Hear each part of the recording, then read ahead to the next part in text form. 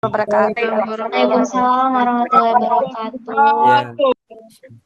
Ya, yang terhormat ya kepada Bapak Mat Zaini sebagai pemateri ya pada acara kuliah pakar siang hari ini yang dengan berjudul kesehatan. Kesehatan apa? Kesehatan apa? Kesehatan mental yang dimana ramai sekali.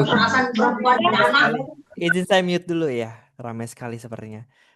Ya, kesehatan mental kita membahas pada siang hari ini sangat penting sekali topik yang sangat menarik, terutama buat kita-kita yang masih muda ya agar tetap terjaga ya mental-mental kita ini yang mungkin tadi sedang dilanda kesibukan, musibah ya terutama.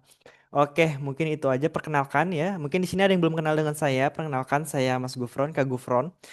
Dari fasilitator MCU yang akan menemani 60 menit ke depan, kita nanti akan membahas ya topik yang menarik kuliah pakar pada siang hari ini, yang tadi kesehatan mental.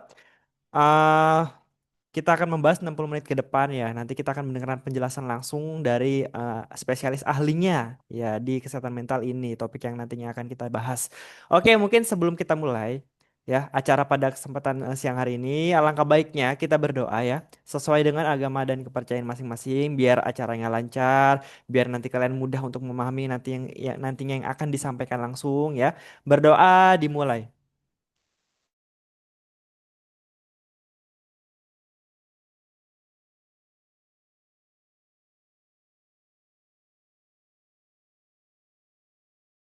Berdoa takkan pernah selesai. Oke, mungkin disiapin minumnya ya, yang lagi di kos-kosan, lagi kerja, semangat ya. Tolong disimak ya. Ini ilmu yang sangat-sangat insya Allah bermanfaat buat kita semua. Oke, kepada Bapak Mas Zaini, Zoom dan tempat disilakan dengan segala hormat. Silakan Bapak.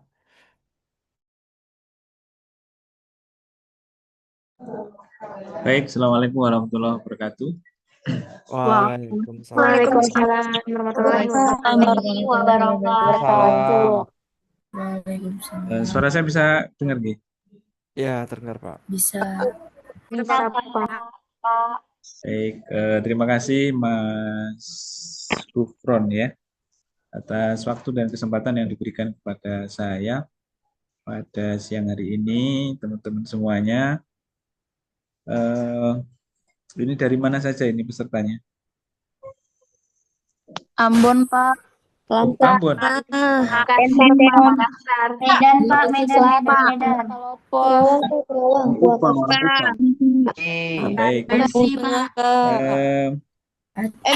Bersyukur kita panjatkan kepada Tuhan Yang Maha Esa.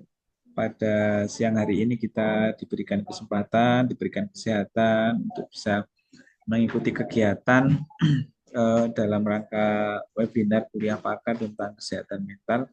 Moga-moga apa yang menjadi aktivitas pada siang atau sore hari ini bisa memberikan manfaat bagi kita dan menjadi bagian daripada bentuk rasa syukur kita kepada Tuhan Yang Maha Esa atas segala nikmat yang telah kita terima ya.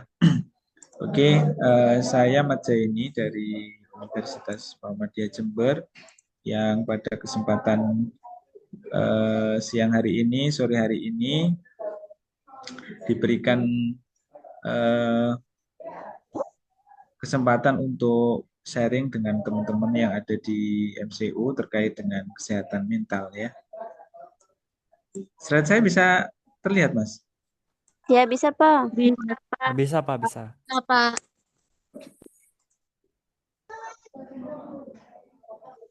Baik.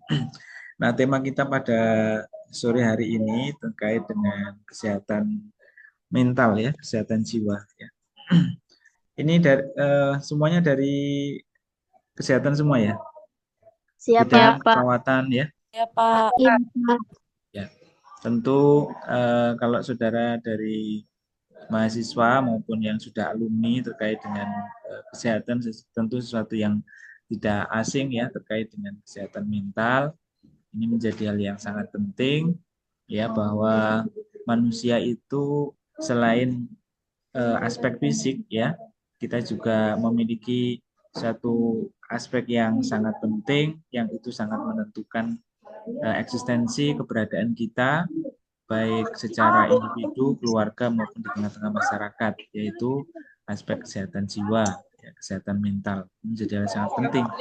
Bahkan di dalam kita bermasyarakat, berbangsa dan bernegara itu menempatkan kesehatan mental, kesehatan jiwa itu menjadi nomor satu di dalam sebetulnya di dalam pembangunan, ya, di dalam apa namanya itu lagu kebangsaan kita itu yang dibangun pertama kali bukan kemudian fisiknya gitu ya, bangunlah jiwanya dulu baru raganya. Artinya di situ para pendahulu kita memahami bahwa kesehatan mental itu sangat-sangat penting, apalagi di era saat ini ya. Kita tahu bahwa perkembangan zaman, perkembangan teknologi, kehidupan sosial, ya tadi yang disampaikan saudara-saudara kita yang di Aceh, di Padang, ya di Sumatera itu sedang mengalami musibah. Kita doakan moga-moga semuanya dalam keadaan baik, gitu ya, Amin, ya amin. dan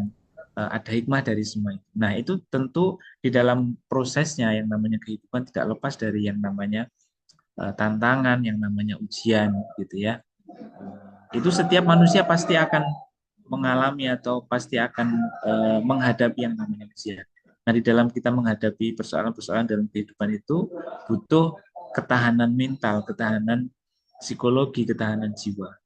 Nah, bagaimana kemudian nanti supaya dalam kita menjalani kehidupan ini kita tidak lepas dari masalah, kita tidak lepas dari ujian, kita bisa tetap eksis, kita bisa tetap eh, apa ya, sehat mental gitu ya, sehat jiwa. Ini bagaimana nanti kita akan bahas ya.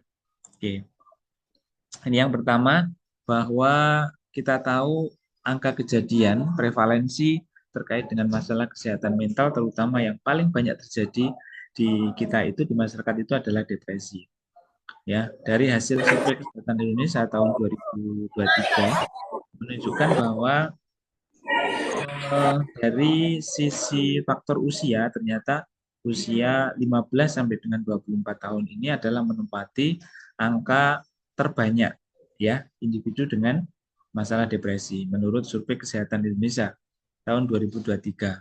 Ya, jadi kalau saudara saat ini mahasiswa atau mungkin yang baru lulus ya tentu masih dalam rentan itu ya, rentan usia itu ya. Kita tahu bahwa rentan itu adalah sangat banyak terjadi ya, entah karena faktor apa namanya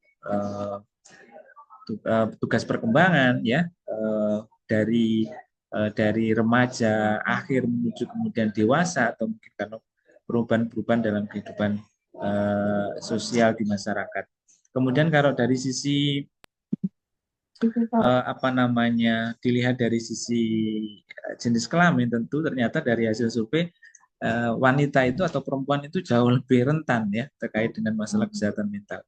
Ya, memang faktornya banyak ya, selain dari aspek eksternal ya, juga secara internal bahwa secara aspek hormonal memang dari wanita atau perempuan itu memiliki kecenderungan ya, kemudian ketika ada suatu masalah gitu ya, ada kemudian di dalam fungsi hormonalnya ada yang apa namanya istilahnya terganggu di sana ya, dan itu sangat memang memberikan kontribusi terhadap munculnya masalah-masalah kesehatan mental.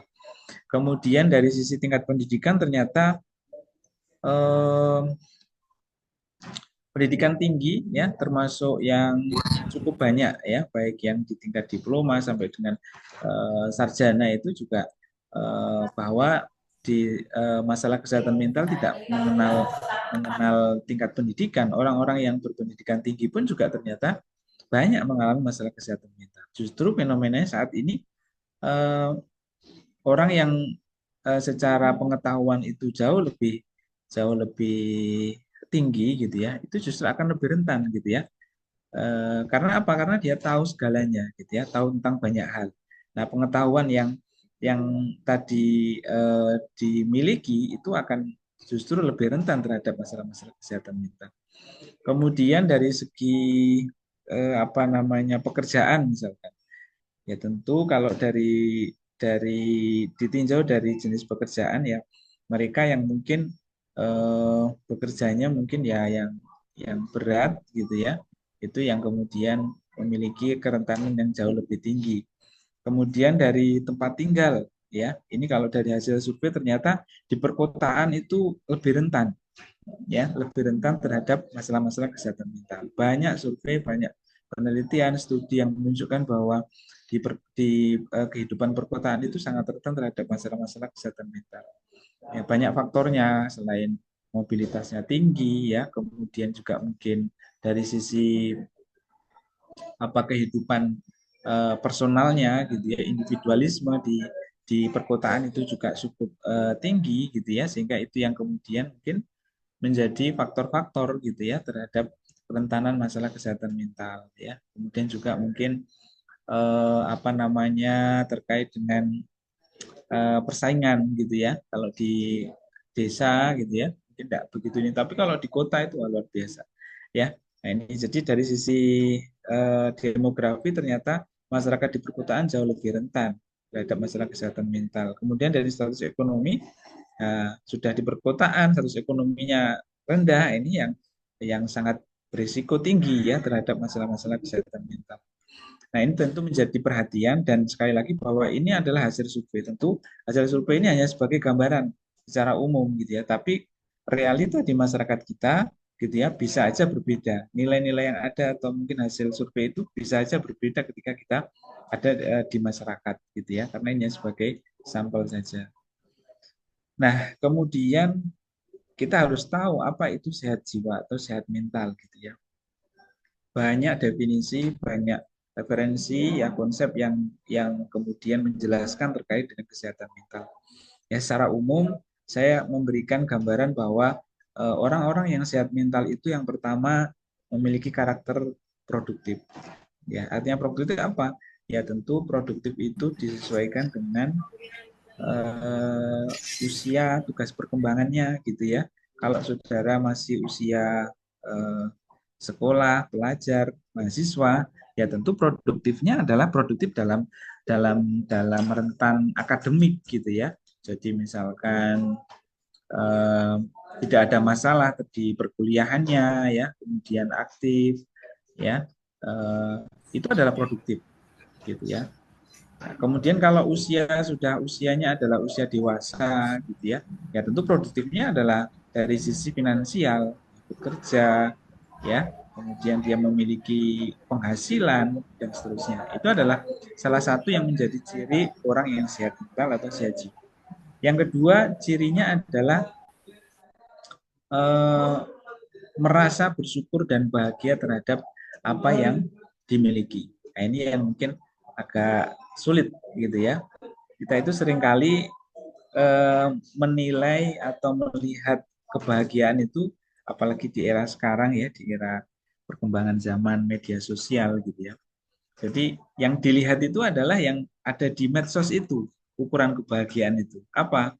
Ukuran bahagia itu kalau HP-nya baru, ya kan? Kemudian kalau kendaraannya baru, pasangannya baru gitu ya. Nah, ini adalah indikator-indikator yang sebetulnya apa ya? Yang harus perlu kita koreksi ya. Tidak ada salahnya sih kemudian kita punya uang banyak ya, kemudian punya HP baru, tidak ada salahnya, tapi kemudian tidak harus kemudian menunggu hal-hal itu ada pada kita kemudian kita merasa bahagia. Ya, sekali lagi bahwa konsep syukur ini yang mungkin saat ini di era modern itu sangat langka dan mahal harganya. Dan ini menjadi salah satu obat untuk ini ya, yang manjur saya kira untuk kesehatan mental, untuk kesehatan jiwa. Orang yang pandai bersyukur, pandai menikmati apa yang menjadi yang sudah ada pada dirinya itu tidak mudah. Iya kan, tidak mudah. Sering kita melihat itu justru yang di luar itu yang indah gitu ya, yang di luar itu yang indah. Tapi yang apa kita miliki harus kita syukuri. Oh, alhamdulillah gitu ya, kalau kita hari ini masih bisa kuliah, masih bisa belajar gitu ya. Mungkin banyak di luar sana teman-teman kita yang mungkin untuk kuliah, untuk sekolah aja belum mampu, ya kan? Masih punya keluarga, itu harus disyukuri gitu ya. Jadi banyak cara, banyak hal yang harus kita syukuri. Jadi harus pandai-pandai kita kemudian mencari sesuatu yang itu bisa meningkatkan rasa syukur kita, meningkatkan rasa bahagia. Kemudian yang berikutnya, orang yang sehat mental, orang yang sehat jiwa, cirinya adalah memiliki landasan spiritual yang baik. Nah, ini Ya, ini juga tidak kalah penting aspek spiritual. Ya, spiritual tidak hanya sekedar menjalankan ibadah sesuai dengan agama dan kepercayaannya, gitu. Tapi memaknai segala sesuatu yang terjadi itu bukan hanya sekedar karena apa namanya ya, karena perbuatan kita atau karena perilaku kita, tetapi ada suatu apa ya yang sudah menjadi ketentuan. Nah, ini adalah nilai spiritual yang tinggi, gitu ya.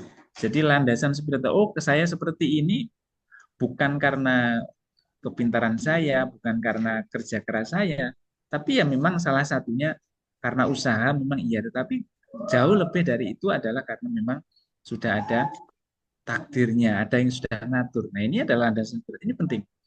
Ya, ada survei yang menunjukkan bahwa kenapa masyarakat di negara-negara maju, terutama negara-negara di Barat, gitu ya, yang sebagian besar masyarakatnya adalah masyarakat liberal, gitu ya.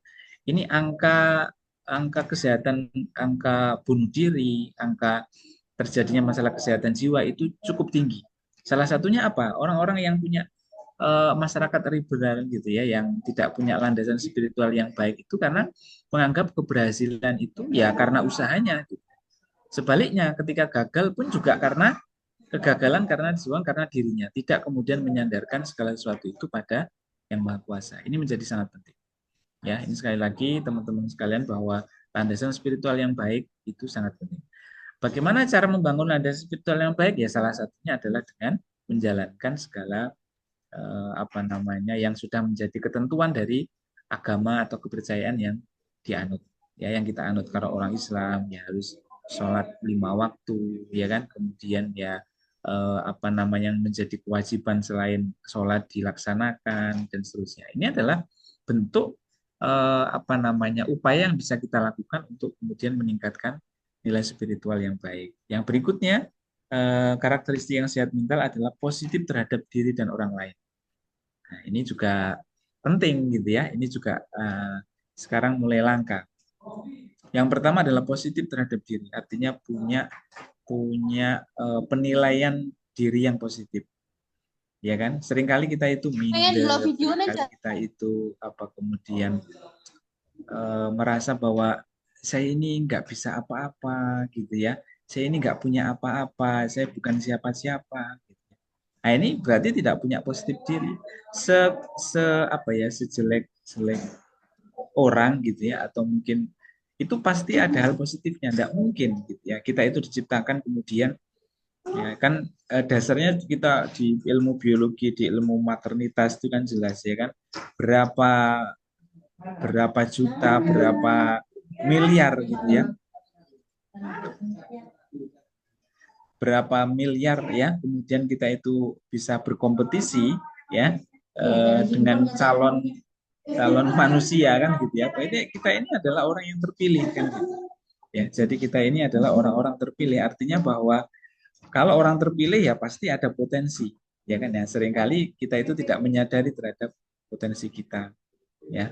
Kemudian positif terhadap diri, yang juga tidak kalah penting adalah positif terhadap orang lain. Ya, kalau sekarang bahasanya ya jangan suka nyinyir, jangan suka apa ya menjelek-jelekan orang lain, ya kan? Nah, ini termasuk positif terhadap orang lain, gitu ya. Kita itu kan gampang untuk menilai ini ya, menilai orang lain itu gampang, ya. Tapi seringkali kita lupa untuk menilai diri kita. Jadi orang yang sehat jiwa salah satunya apa? Dia paham terhadap dirinya, gitu ya. Kemudian juga tidak gampang, tidak mudah untuk kemudian menilai jelek terhadap orang lain. Ya, kemudian yang berikutnya adalah optimis. Ya, optimis artinya punya rencana masa depan yang baik. Ya, jadi punya cita-cita, ya, punya harapan. Ya, jadi salah satunya kenapa kita itu bisa hidup, ya, kemudian bisa apa namanya beraktivitas, ya, karena kita punya harapan. Oh, nanti mau ikut Zoom, berarti saya harus siapkan. Oh, nanti ada kuliah pagi, saya harus bangun pagi. Itu salah satunya. Ya, contohnya orang yang sudah tidak punya optimis dan tidak punya harapan, dia menganggap hidupnya sudah nggak berguna. Gitu. Apa yang dia lakukan? Ya sudah, ngapain saya hidup? Hidup saya tidak ada gunanya. Nah, itu adalah contohnya orang yang tidak optimis atau orang yang pesimis.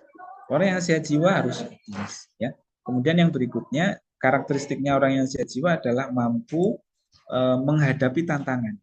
Ya, tadi di awal di pembukaan saya sampaikan bahwa tidak ada kemudian orang itu diciptakan, orang itu hidup tidak ada ujiannya. Pasti yang namanya ujian itu melekat pada diri kita. Ya, kalau bahasanya di agama Islam itu menjadi sunatullah, gitu ya, menjadi sudah sebuah keharusan bahwa ujian, bahwa tantangan itu sudah akan menyertai kehidupan kita. Ya kan? Dulu kita masih kecil, waktu SD misalkan, ya ingat bahwa oh enak ya kayaknya kalau sudah SMP gitu ya. Begitu SMP, oh enak ya kayaknya kalau sudah SMA, begitu SMA, oh enak kayaknya kalau sudah kuliah. Ya kan? Ya setiap tahapan itu pasti ada tantangannya. Nah, bagaimana kemudian kita menghadapi menyelesaikan tantangan itu dengan baik. Itulah salah satu cirinya orang yang sehat jiwa. Jadi mampu menghadapi tantangan dalam hidup.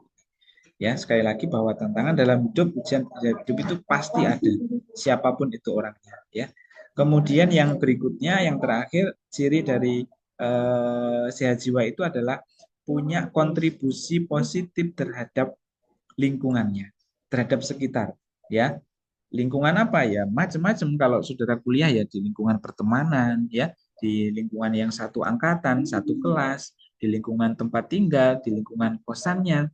Ya, punya peran positif, ya. Jangan sampai kemudian kita justru malah sebaliknya, ya. Lingkungan itu justru malah terganggu dengan keberadaan kita. Ini berarti cirinya orang yang tidak sehat jiwa. Gitu ya. Orang sehat jiwa harus keberadaannya itu harus bisa dirasakan oleh orang-orang sekitar, gitu ya. Misalkan kalau nggak ada Mas Gufron ini kayaknya nggak enak, gitu ya. Wah, ini kapan Mas Gufron bisa jadi MC lagi? Nah, itu berarti Mas Gufron bisa memberikan sesuatu yang positif terhadap sekitar, ya. Misalkan kalau itu ada kegiatan Zoom dan seterusnya, berarti itu adalah perannya di dalam lingkungan, ya. Jadi itu beberapa yang kemudian menjadi salah satu karakter ciri dari orang yang sehat jiwa. Ya, harusnya kita itu seperti itu, ya, produktif, ya optimis, ya bahagia, yang memiliki landasan spiritual yang baik dan seterusnya, ya. Nah, kita juga sering ya, termasuk juga yang di pendidikan di keperawatan, ya, atau mungkin di pendidikan kesehatan yang lain, kita belajar tentang sehat jiwa, termasuk juga ada yang disebut dengan sakit jiwa atau gangguan jiwa. Ya, antara sehat dan sakit itu bukan berarti kemudian seperti halnya dua mata sisi uang. Artinya kalau nggak sehat berarti sakit. Tidak seperti itu kalau dalam konteks kesehatan jiwa. Ya, jadi di dalam konteks kesehatan mental, dalam konteks kesehatan jiwa, seseorang dalam hidupnya bisa mengalami sehat jiwa atau masalah kesehatan jiwa, atau biasanya disebut dengan masalah gangguan mental emosional, atau resiko masalah kesehatan jiwa dan gangguan jiwa. Nah, antara tiga hal tadi, sehat, resiko, sakit, ini bisa saja terjadi kapan saja, dan itu akan terus silih berganti. Ya, kadang kita juga merasa bahagia, kadang satu ketika kita merasa diri kita itu tidak mampu, misalkan. Nah, berarti kan kondisi itu memang ya selama kita hidup ya proses itu atau kondisi seperti itu akan terus berulang, gitu ya.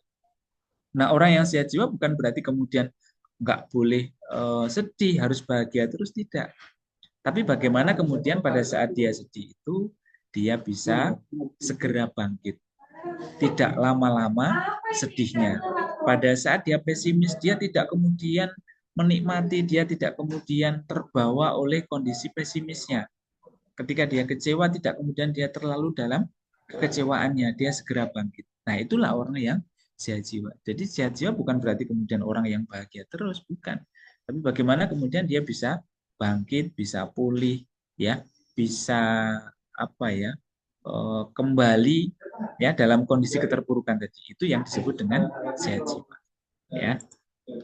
Kemudian masalah kesehatan jiwa tidak terjadi secara tiba-tiba, namun melalui satu rangkaian tahapan yang melibatkan banyak hal. Jadi seringkali kita kok tiba-tiba ini jadi tidak mau ketemu sama orang ya, jadi ngomong-ngomong sendiri ya. Tidak seperti itu sebetulnya, ada proses yang panjang. Dan proses yang panjang itu seringkali kita tidak pahami, ya kan? Orang-orang sekitar tidak memahami itu sebagai suatu proses bahwa sedang ada suatu masalah.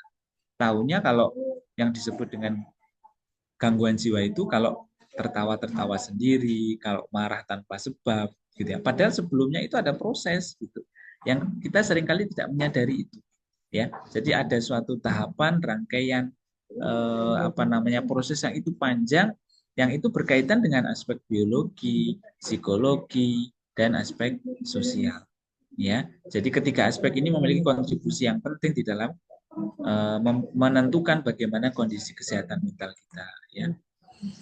Nah, ada dua faktor penting yang kemudian mempengaruhi seseorang itu menjadi sehat atau menjadi sakit atau menjadi beresiko terhadap masalah kesehatan jiwa. Yang pertama adalah disebut dengan faktor protektif. Faktor protektif ini adalah faktor-faktor yang menjadikan orang itu status kesehatannya itu meningkat, ya, status kesehatan itu meningkat, ya. Jadi faktor-faktor yang kemudian melindungi seseorang dari gangguan jiwa. Apa itu tadi, ya? Berarti misalkan optimis, ya, kemudian tadi produktif. Nah, ini adalah faktor-faktor protektif, ya. Dia mampu bekerja, ini adalah faktor protektif. Nah, sebaliknya ada faktor yang kemudian meningkatkan risiko atau berisiko terhadap munculnya masalah-masalah kesehatan jiwa. Ya, apa aja faktor itu? Ya, tadi tiga hal tadi, ada biologi, ada psikologi, dan sosial.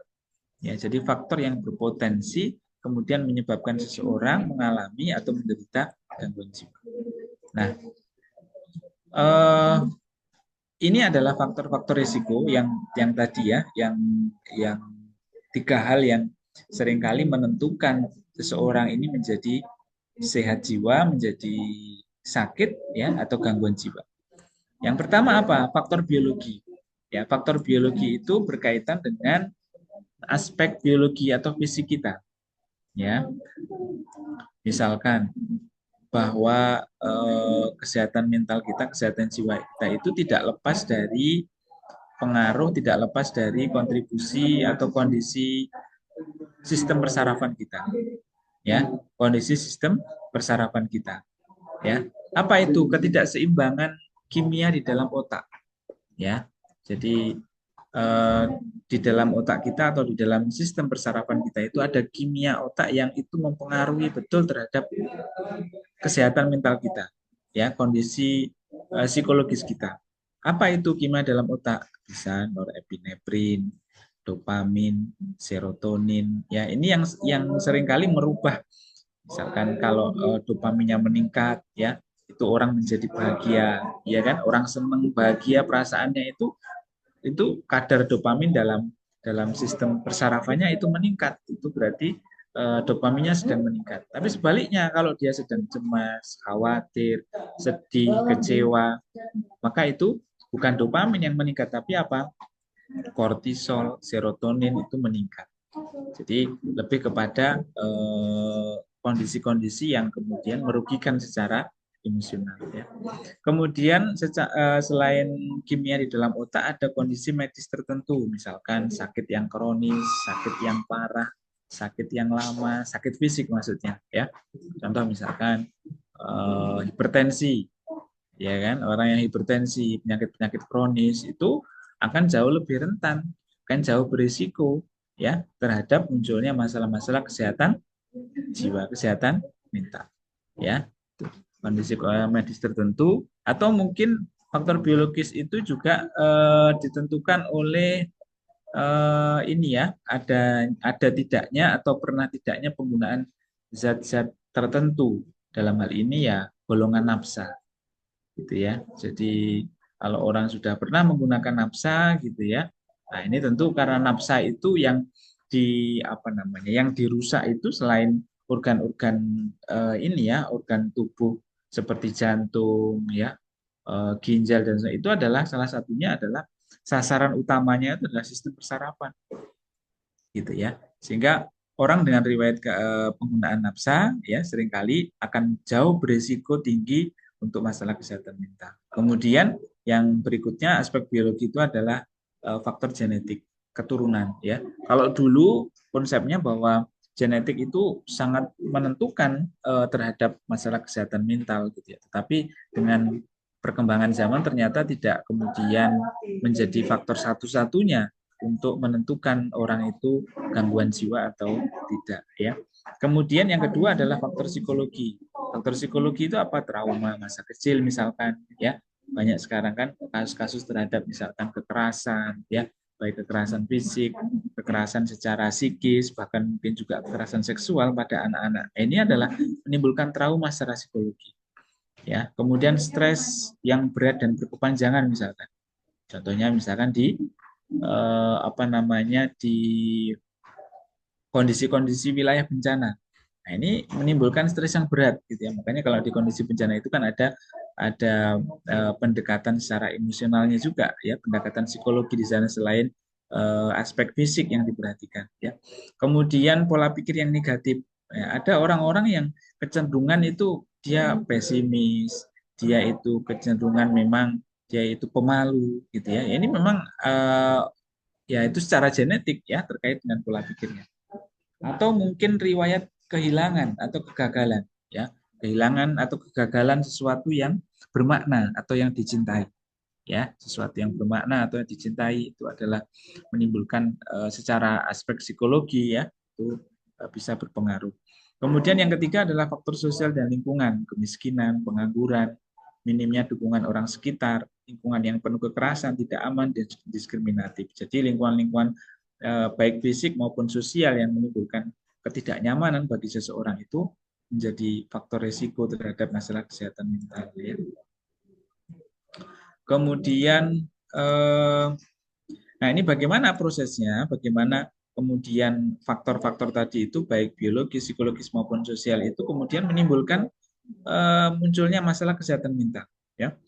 Jadi peristiwa-peristiwa yang tidak menyenangkan baik secara fisik, biologis, psikologis maupun sosial, ya ini seringkali peristiwa itu datangnya itu tidak direncanakan tiba-tiba.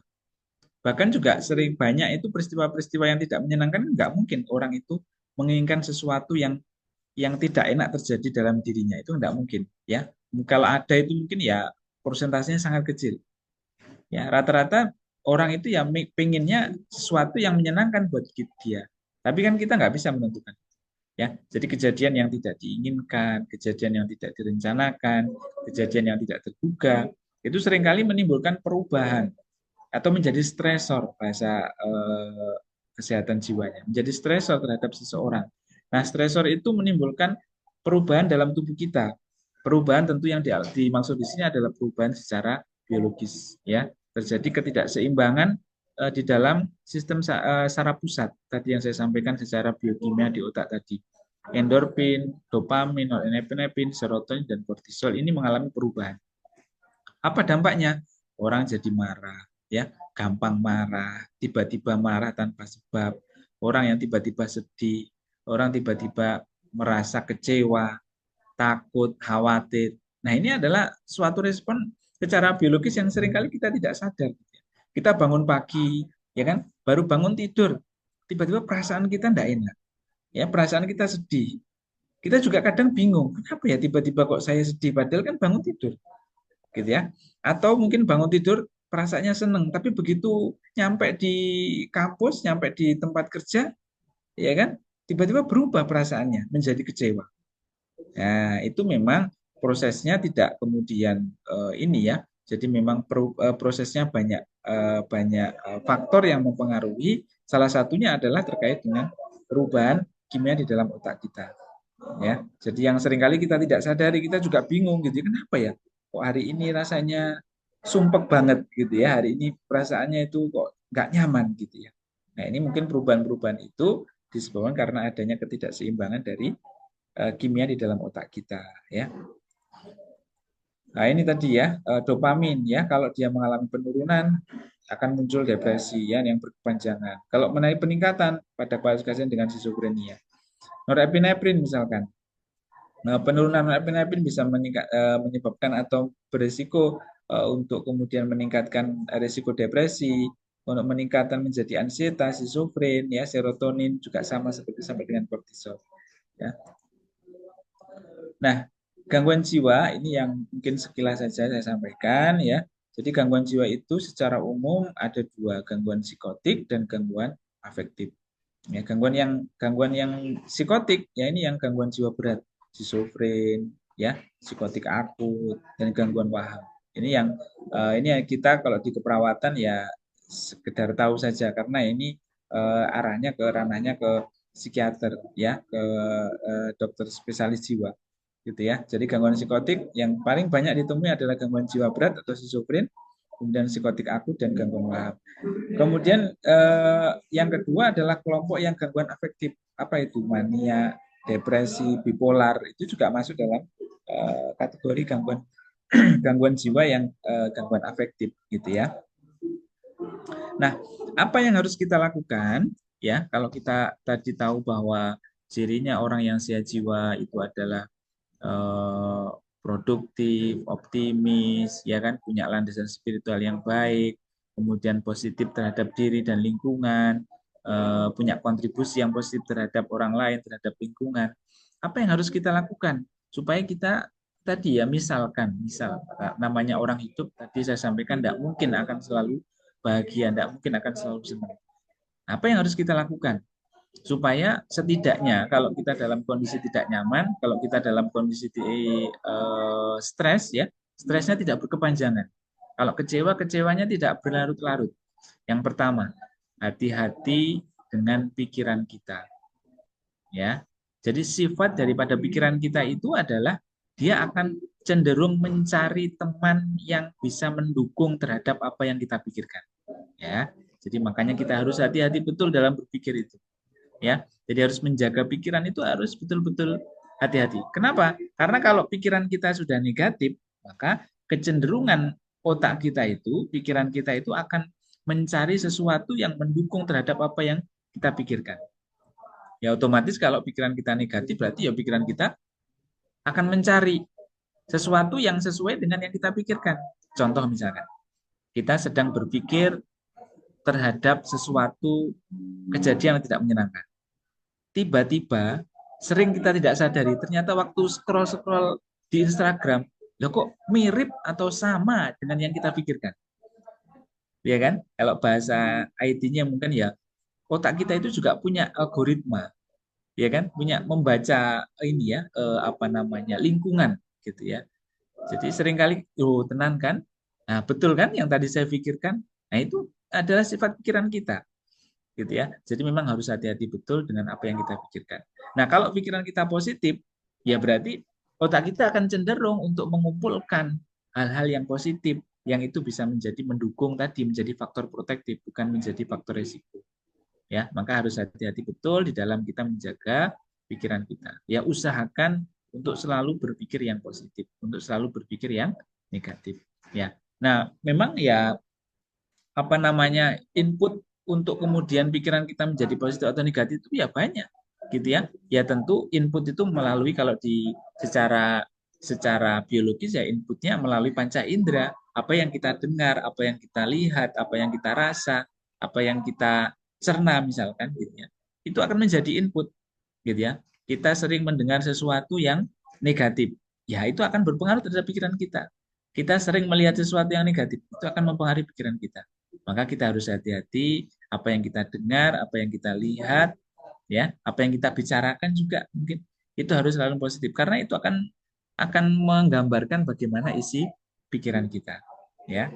Jadi kalau orang di kesehatan jiwa untuk melihat ya bukan berarti kemudian bisa meramalkan orang bukan, tapi untuk melihat ini isi pikiran orang ini apa nih, lihat aja bagaimana cara dia berbicara. Ya, kecenderungan orang itu apa yang keluar dari pembicaraan yaitu isi pikirannya. Ya, kalau pembicaraan isinya baik-baik, ya kemungkinan gitu ya, kemungkinan sebagian besar yang dia pikirkan adalah yang positif. Gitu ya. Jadi hati-hati kita dalam menjaga pikiran kita. Ini yang pertama. Yang kedua yang bisa kita lakukan adalah jauhi prasangka negatif. Ya, negatif thinking atau berprasangka negatif baik terhadap diri maupun lebih-lebih terhadap orang lain. Ya. Dalam pikiran positif dan prasangka baik tercakup hal-hal yang positif juga. Antara lain adalah harapan dan afirmasi positif ya. Jadi kenapa kita itu bisa bertahan, bisa hidup? Karena kita dalam hidup punya harapan. Ya, harapan ini tentu hal yang positif. Kalau orang yang sudah nggak punya harapan, ya ngapain hidup kan gitu. Ya, maka kita penting untuk kemudian menjaga prasangka atau ya prasangka yang baik itu penting. Jadi kita harus hindari prasangka yang buruk, prasangka yang negatif. Ya. Nah, bagaimana caranya kemudian kita untuk memelihara harapan dan afirmasi positif, memusatkan perhatian pada kesuksesan, ya. Jadi yang dilihat meskipun kita itu ya prestasinya nggak terlalu banyak, tapi kan pasti ada lah hal positif dalam diri kita. Ya, jadi pusatkan pikiran kita kepada hal yang positif. Ya, bisa kesuksesan, bisa pencapaian terhadap apa yang sudah kita capai selama ini. Nah, ini adalah sebetulnya untuk membangun hal yang positif atau prasangka positif terhadap diri kita. Optimisme atau mungkin kemampuan kita di dalam memecahkan atau menyelesaikan masalah. Ya. Kemudian harapan atau afirmasi positif juga bisa kita bangun, bisa kita tingkatkan melalui ucapan, kalimat, kata-kata yang mengandung harapan tentu doa. Yang tadi saya sampaikan, ya. Jadi kalimat ucapan itu juga mengandung doa, ini penting. Ya kan, makanya kalau kita berucap, berbicara, bicaralah yang baik-baik. Karena apa? Bicara kalimat atau ucapan itu adalah doa, itu bagian dari doa. Contoh misalkan, alhamdulillah ya dalam Islam ya, saya masih diberikan kesempatan untuk bernafas ya. Alhamdulillah saya bisa melakukan ini, ya kan? Insya Allah nanti saya akan bisa melakukan itu. Ya, alhamdulillah saya masih baik-baik saja dan seterusnya. Nah, ini adalah bentuk-bentuk sebetulnya afirmasi. Ya, dan jangan kemudian malah sebaliknya gitu ya. Ah, saya ini bisa apa toh gitu ya. Saya ini siapa sih? Nah, itu justru malah tidak kemudian membangun prasangka positif, justru malah sebaliknya itu adalah membangun prasangka negatif. Ya. Kemudian yang ketiga, apa yang bisa kita yang bisa kita lakukan dalam rangka untuk membangun kesehatan jiwa, kesehatan mental kita. Yang ketiga adalah upayakan untuk kita bisa melakukan kegiatan untuk relaksasi. Ya, apa itu? Ya, misalkan ibadah, ya, berdoa, atau melakukan aktivitas yang disukai, ya, olahraga, ya, apa aja yang penting itu positif aktivitas itu, karena itu akan bisa kemudian membangun, mempertahankan kesehatan mental kita, ya. Jadi hal-hal yang positif yang kita lakukan itu bisa akan kemudian membangun kesehatan mental kita, ya. Apalagi di era yang sekarang ya, di usia-usia saudara ya, remaja sekarang kan trennya kan mager gitu ya. Semua kan bisa serba online, ada di HP. Ya kan, mau makan tinggal pencet HP, ya kan? Mau kemana tinggal pencet HP. Nah, ini sebetulnya kalau dalam konteks kesehatan mental ya kurang baik ya, perlu aktivitas fisik itu penting. Ya, bahwa banyak studi kalau saudara mau cari terkait dengan kaitannya aktivitas fisik dengan kesehatan mental. Ya, lari, pokoknya olahraga itu bisa meningkatkan tadi hormon-hormon positif, endorfin, ya kan, dopaminnya akan meningkat. Ya, coba kalau saudara stres, sudah banyak masalah, paksa diri kita untuk keluar dari rumah, keluar dari kamar untuk lari. Ya, misalkan kalau di situ punya tempat jogging, trek atau apa, silakan lari di situ sepuasnya. Ya kan? Ya, rasakan setelah itu ya, setidaknya setelah lari itu saudara capek. Ya kan? Kalau capek, tidur nanti nggak sempat mikir yang jelek-jelek gitu ya. Nah, setelah bangun tidur menjadi rileks. Nah, itulah pentingnya kemudian aktivitas. Ya, banyak yang bisa kita lakukan, yang setidaknya itu bisa membuat saudara kita menjadi rileks. Ya. Kemudian yang keempat, bangun silaturahmi. Nah, ini juga di era sekarang ini kan eranya mulai ya tidak hanya di tingkat mahasiswa, di tingkat generasi, tidak tahu saudara ini generasi apa, generasi Z atau generasi apa gitu ya.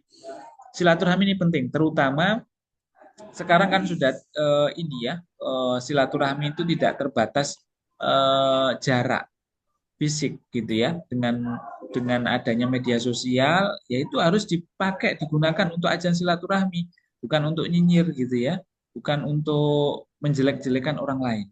Ya, gunakan, bangun silaturahmi. Ya, kenapa dengan silaturahmi itu, dengan kita berinteraksi itu, silaturahmi itu saling mendukung. Ya, setidaknya kalau ketemu ya atau mungkin menyapa dengan di media sosial, ini kita berbagi cerita, berbagi pengalaman, termasuk juga berbagi apa yang sedang dirasakan. Nah, kalau kita bisa cerita, bisa mengungkapkan apa yang sedang kita rasakan, itu setidaknya akan melegakan secara emosional kita. Nah, itu adalah tujuan daripada silaturahmi.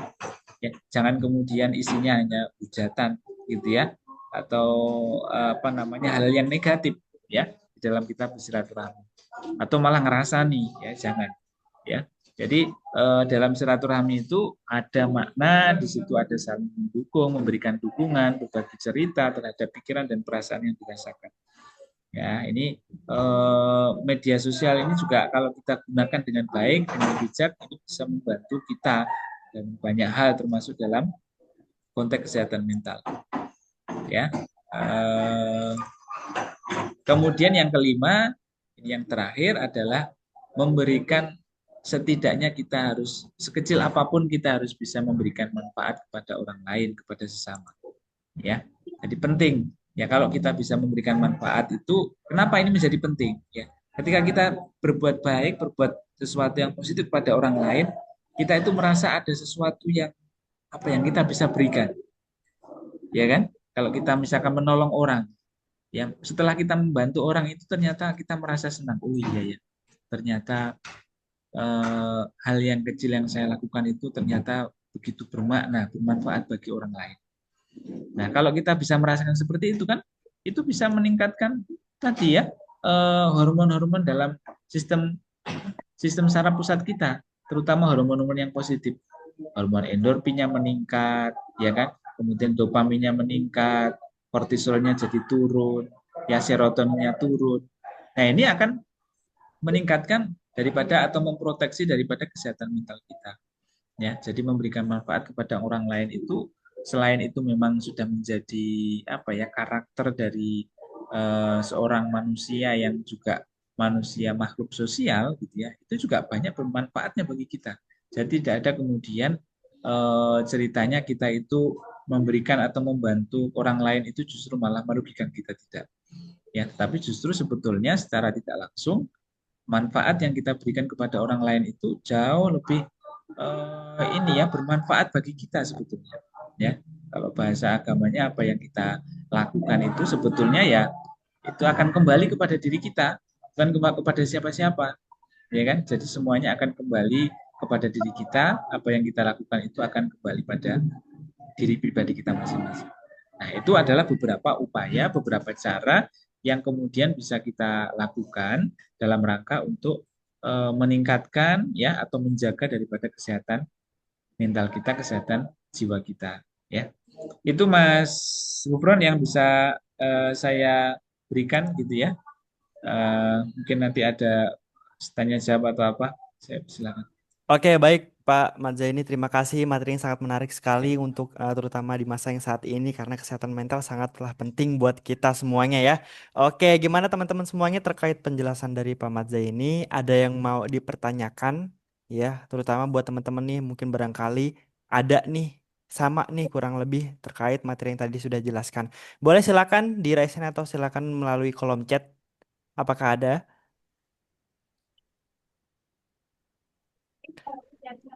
Ada yang bertanya? Silakan diperkenalkan namanya dan kampusnya dari mana.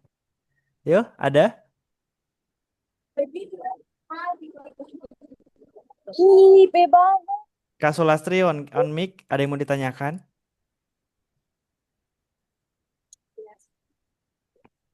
Halo teman-teman, ini dari 492 nggak ada yang mau nanya nih. Udah aman Saya, semua. Siapa saya tuh? Siapa? Nur Anjani. Suka dari Stikes Maluku Sada Ambon. Ya, silakan ke Pak Ahmad Zaini. Selamat pagi, selamat siang Pak. Siang, ya. Gimana? Pak izin bertanya, bagaimana seseorang membangun resiliensi mental di lingkungan yang selalu merendahkan kita dan selalu mencari letak kesalahan kita, Pak. Bagaimana supaya kita resilient ya Ya, terhadap lingkungan yang selalu lingkungan yang kurang baik gitu maksudnya ya. iya ya, Pak. Ya, gitu. Oke. Ya. Langsung dijawab Mas Gufron. Ya, boleh silakan. Baik. Saya sampaikan dulu gini, pada prinsipnya gini bahwa memang kesehatan mental kita itu secara umum itu ditentukan oleh dua faktor gitu ya. Faktor internal dan faktor eksternal. Nah, kita mungkin bisa mengendalikan faktor internal, faktor diri kita gitu ya. Tapi kita nggak punya kekuatan untuk kemudian kita mengendalikan faktor eksternal. Apa itu? Omongan orang, ya kan? Kita kan nggak bisa mencegah orang mau ngomongin kita, kan gitu ya. Ya, jadi ada hal yang memang di luar kendali kita, ya. Nah, bagaimana kemudian kita ada di lingkungan yang tidak kondusif atau bahasa lainnya ya bahasa sekarang bahasa saudara lingkungan yang toksik mungkin ya, yang nggak nyaman gitu ya di lingkungan pertemanan, lingkungan belajar atau mungkin yang sudah bekerja lingkungan bekerja. Bagaimana kemudian kita ada di lingkungan itu? Ya, kalau kita harus punya konsep bahwa kita nggak bisa ngerubah. Berarti kita harus mencari apa namanya dukungan selain dari lingkungan yang dirasa toksik tadi, ya. Tapi sebelum kita mencari dukungan itu kita harus punya konsep bahwa kita nggak bisa ngerubah orang lain untuk nggak membicarakan kita, gitu, ya. Itu dulu yang perlu kita pahami, ya. Jadi kalau gitu saya mau pindah saja kan, ya tidak semudah itu misalkan karena di sekolah misalkan atau di kuliah di kampus gitu ya, atau cari teman yang lain gitu ya, ya mungkin masih memungkinkan lah. Jadi apa yang bisa kita lakukan ya berarti kita harus mencari dukungan, ya, mencari orang-orang yang kemudian bisa atau sefrekuensi dengan kita lah gitu ya. Jadi, kalau sudah lingkungannya nggak baik seperti itu ya kita nggak bisa kan kemudian ada saatnya kita ada konsep flight and fight ya. Jadi ada saatnya kita itu fight, kita hadapi, kalau masih kuat kita hadapi. Tapi kalau sudah nggak kuat jangan kemudian kita memaksa gitu. Ya kita sadar bahwa eh, nggak bisa kemudian kita kendalikan mereka. Ya kita yang harus ibaratnya misalkan ya kita harus pergi gitu ya mencari dukungan di tempat lain. Ini menjadi sangat penting. Ya dukungan itu tentu macam-macam sesuai dengan sesuai dengan apa yang tadi kemudian menjadi pencetus tadi. Ya, jadi tidak harus kemudian kita kalau tahu lingkungan kita itu nggak baik, negatif gitu ya, kita harus bertahan, tidak.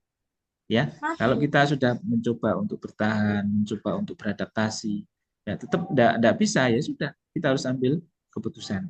Ya, keputusan terbaik, entah itu misalkan ganti circle, ganti pertemanan, ya. Ya, kalau itu memungkinkan, ya. Saya kira itu, Mas Gufron. Oke, baik Pak. Terima kasih penjelasannya. Gimana tadi Kak? Bisa dipahami? Bisa, Kak. Jangan. Terima Oke, kasih, Kak. sama-sama. Ya, sama-sama. Ya, masih dibuka lagi nih pertanyaan. Apakah ada yang ingin bertanya? Nah, Saya, Kak Kak. Dian Syafitri ya. Saya, Pak. Oh, Saya, Kak. siapa tuh? Siapa tuh? Kiki Fatmala juga. Oke, boleh silakan. Febriani juga, Pak. Dari kampus mana, Kak? Stikes Kamu Sarunika, Kak. Stikes itu dari mana? Di Sulawesi Selatan, Sulawesi daerah Selatan. Palopo. Oh, Iya. Palopo, silakan. Ini Kak, pertanyaan saya itu bagaimana cara membedakan stres biasa dengan kondisi kesehatan mental yang perlu penanganan profesional? Oh, stres biasa sama penanganan profesional. Bagaimana cara membedakannya ya? Iya, membedakan stres biasa dengan kondisi kesehatan mental yang perlu penanganan profesional, Kak. Oh, oke. Ya, baik, Bagaimana terima kasih. membedakan? Membedakan. Membedakan stres biasa dengan kondisi kesehatan mental yang perlu penanganan profesional. Iya, Ya. baik, terima kasih, Pak. Oke. Jadi untuk membedakan, oh ini stres biasa, ya. Oh ini saya harus membutuhkan profesional, gitu ya, membutuhkan orang lain, gitu ya. Nah, itu di dalam kalau saudara membaca yang terbaru dari Kementerian Kesehatan itu ada pertolongan pertama pada luka psikologis. Apa sih artinya? Ada kalau di medical bedah itu ada look, listen, and feel, gitu ya. Jadi look, lihat, dengarkan, kemudian rasakan, gitu ya. Nah, kalau di apa namanya di keperawatan jiwa itu juga yang pertama adalah look, gitu ya. Lihat, kalau kita artinya kalau kita sebagai nakes gitu ya. Kalau kita sebagai nakes, yang pertama harus kita lakukan ini adalah sesuatu yang masalah kesehatan mental yang biasa yang bisa diselesaikan gitu ya, atau membutuhkan pertolongan. Yang pertama harus kita lihat dulu ya.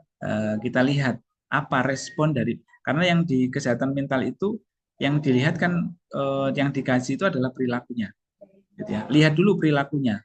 Kalau perilakunya masih adaptif, contoh misalkan kalau dia sebagai seorang pelajar gitu ya, meskipun dia sering murung gitu ya, tapi dia bisa menyelesaikan tugasnya, masih bisa mengikuti perkuliahan gitu ya, kan berarti secara perilaku dia masih adaptif ya. Kemudian dengarkan ya, kalau dia curhat, kalau dia apa namanya butuh atau ajak dia untuk bicara, untuk ngobrol ya, tadi listen ya. Kemudian yang ketiga adalah apa namanya, kalau sudah kita kaji ya, kita kemudian dengarkan ceritanya, ternyata kita menyimpulkan bahwa ini adalah sesuatu yang sudah apa namanya mengarah kepada masalah-masalah kesehatan mental yang serius, ya, maka kita harus butuh pertolongan tadi ya, tidak bisa kita selesaikan. Nah, caranya tadi kalau itu sesuatu yang bisa diselesaikan secara masalah kesehatan yang biasa, maka perilaku itu adalah perilaku yang masih normal ya, artinya perilakunya adalah perilaku yang masih wajar ya. Misalkan dia cemas gitu ya, cemas itu tidak semuanya negatif, ada cemas yang positif gitu ya. Bagaimana cemas yang positif itu? Kalau dengan kecemasannya itu dia menjadi rajin gitu ya, dia menjadi tugas-tugasnya menjadi cepat selesai ya, karena kecemasan itu ya, berarti itu adalah cemas yang positif. Tapi kalau dia kecemasannya kemudian menjadikan dia menjadi tidak bisa apa-apa, bahkan mungkin juga untuk merawat diri aja dia nggak mampu gitu ya, jadi mungkin bahkan pikirannya menjadi negatif, pesimis, kemudian juga apa namanya cenderung dia menarik diri. Nah, itu adalah persoalan-persoalan yang serius ya, kecemasan yang serius. Tapi lah dengan kecemasan kita menjadi rajin ya kan, wah takut nanti kalau nggak selesai dan sudah akhirnya menjadi kita rajin. Nah, berarti itu adalah sesuatu yang positif. Jadi gampangnya untuk membedakan mana ini adalah masalah yang biasa, mana ini adalah masalah yang serius butuh penanganan atau pertolongan dari profesional, lihat dulu perilakunya. Kalau perilakunya masih adaptif, perilakunya belum menyimpang gitu ya, masih normal perilakunya, maka itu masih biasa gitu ya. Tapi kalau perilakunya sudah menyimpang, bahkan kecenderungan merugikan baik diri sendiri maupun orang lain, itu butuh pertolongan, butuh profesional. Itu saya kira. Oke, baik Bapak, terima kasih atas penjelasannya. Gimana tadi Kak? Bisa dipahami? Iya Kak, baik terima kasih. Oke, baik. Terima kasih kembali. Pak, di sekarang kan mungkin ada satu pertanyaan nih Pak dari saya nih Pak. Pak Mat Zaini. Iya, jadi kan mungkin di sini sekarang anak muda kan baik sekali ya Pak ya, yang mungkin barangkali mereka itu ngelaksanain me time Pak, namanya. Jalan-jalan sendiri, kemana-mana sendiri, ke mall sendiri, ya kan, makan sendiri. Itu mereka karena kepikiran, banyak beban mungkin barangkali kuliahnya, kerjanya, mereka ngelakuin hal sendiri itu sebuah hal yang normal nggak Pak? Gitu.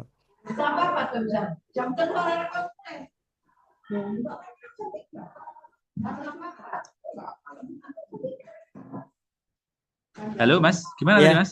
iya. Jadi kan anak-anak muda zaman sekarang kan Pak banyak sekali nih Pak yang keluar sendiri, nge-mall sendiri, ke restoran sendiri, makan sendiri. Mereka ngelakuin hal-hal itu sendiri Pak demi uh, membuat mereka itu jadi fresh pikirannya gitu kan.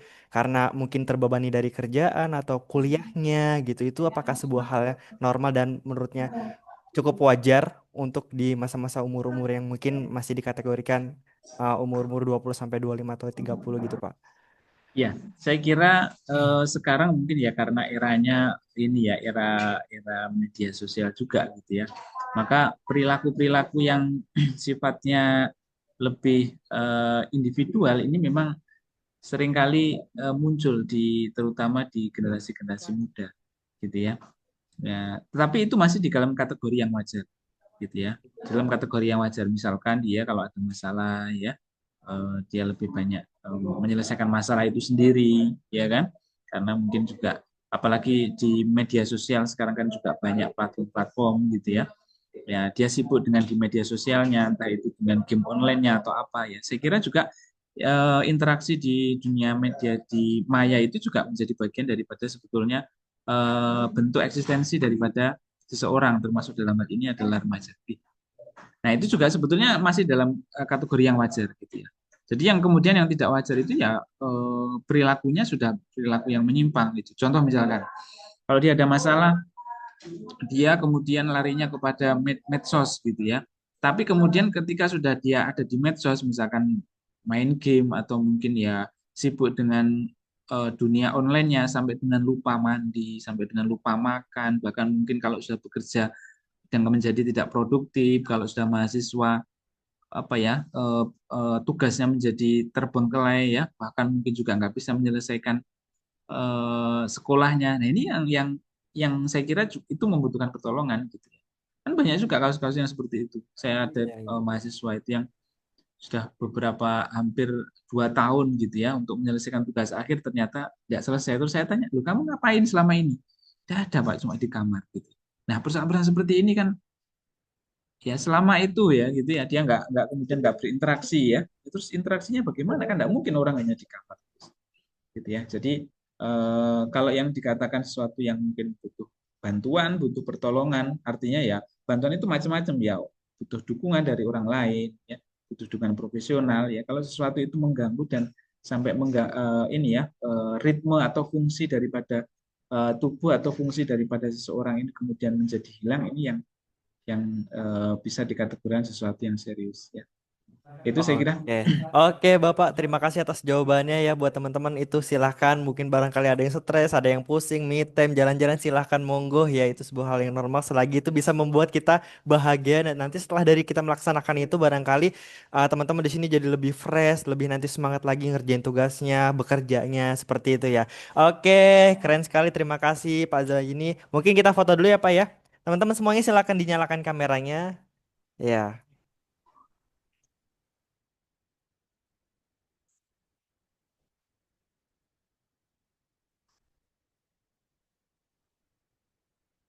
Oke, dinyalain kameranya, silakan. Assalamualaikum Kak Gufron. Ya, Kak, ya ikut foto ya. Ya, walaupun baru masuk kayaknya ya ikut foto nggak apa-apa ya. Ayo, 3, Boleh 2, rame-rame nggak? boleh, boleh, boleh. Banyak nggak 3, boleh bro. 3, Pak Mat Zaini, Pak, bareng Pak. Oke, oke, Tiga, oke. siap. 3, 2, Kak, bentar. 1, iya. Bentar Kak. Iya, iya, iya. 3, 2, 1. Lagi. 3, 2, wih, 3, 2, 1. Masya Allah, cantik-cantik, ganteng-ganteng sekali ya di sini. Iya dong. Semoga sehat selalu, ya segera mendapatkan jodoh yang Asik terbaik. kata. Ya, Masya Allah, tabarakallah. ya. Soal soal Amin, jodoh, soal amin. jodoh semangat. Kalau kuliah juga harus semangat ya. Iya dong. Jelas Ya, lihat nih Kak. mantap. Lagi Oke, ngerjain ini Kak. siap. Oke, oke, baik. Terima kasih. Demikian telah selesai kuliah pakar pada kesempatan siang sampai sore hari ini. Terima kasih Pak Mazeni telah memberikan Oke, ilmunya. Semoga sama-sama. ilmunya bermanfaat buat kita semua dan menjadi amal Makasih jariah buat Bapak Kakak. dan bisa bermanfaat buat kita semua. Kasih Oke, Pak. pamit undur diri itu aja. Kurang lebihnya mohon dimaafkan ya terkait kuliah pakar pada bulan November tahun Oke. 2025 ini. Semoga nanti kita akan ada lagi insya Allah di bulan Desember nantinya akan diinformasikan melalui grup. Dan untuk ada acara besok ya sosialisasi nanti akan segera diinformasikan. Oke, Pak Mazeni, terima kasih. Sehat selalu, Pak. Teman-teman semuanya, terima kasih. Ya, kami akhiri. Wassalamualaikum warahmatullahi wabarakatuh. Langsungnya di mana, Kak? Waalaikumsalam warahmatullahi wabarakatuh.